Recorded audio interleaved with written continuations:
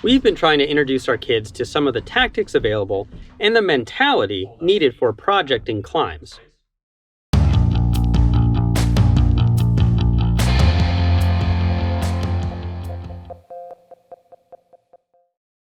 Hello everyone, I'm Jason.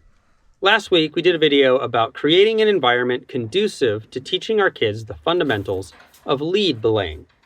Today, we're doing something kind of similar, but focusing on projecting hard routes.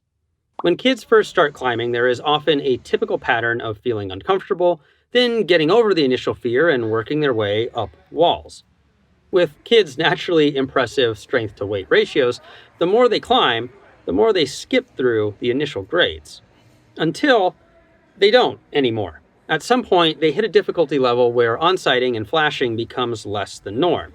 Then some kids, not all but some, will want to work on the route they can't quite get. They'll have that drive that comes from within.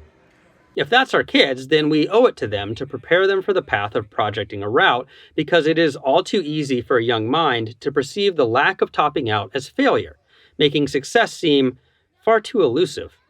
That doesn't mean we need to dump a climbing lifetime's worth of knowledge on them all at once, but it does mean that it could be beneficial to introduce a few of the tactics and, more importantly, the mentality that allows us to redefine success during a project.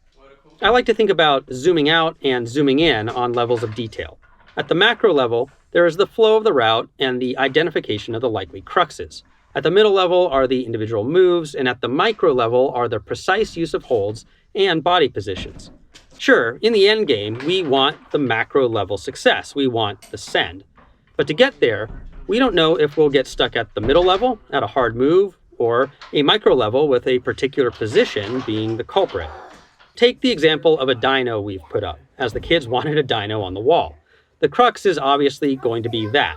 But at the macro level, completing the dyno is going to be about efficiently getting in position and saving energy to make the attempt.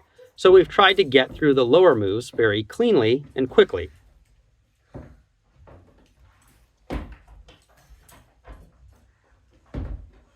Operating at the middle level, just making the move and gaining comfort with the attempt is the goal. This is mostly about realizing that the left foot position behind the climber and the hand positions in front of the climber pretty much guarantee sideways travel, so the focus needs to be on generating upward momentum.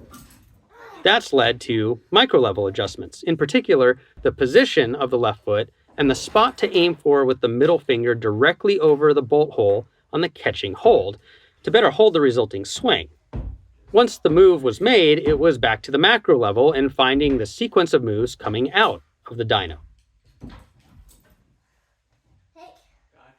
None of this may sound like rocket science, and it isn't, but here's the major point.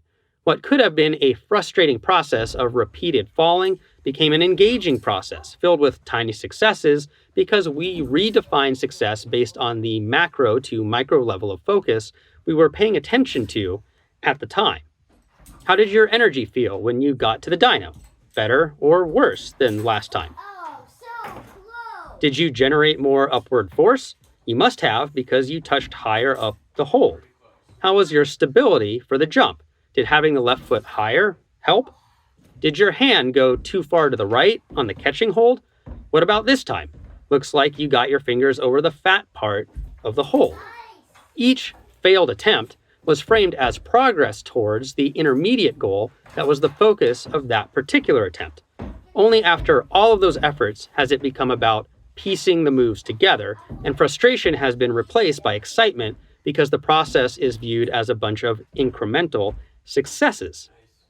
Do you have any special mental tools you use to deal with frustrating circumstances? So close. Let us know in the comments. Thanks for watching this video. Please like, subscribe, and share if you want to support us. For more information, you can go to our website at www.shortguysbetaworks.com.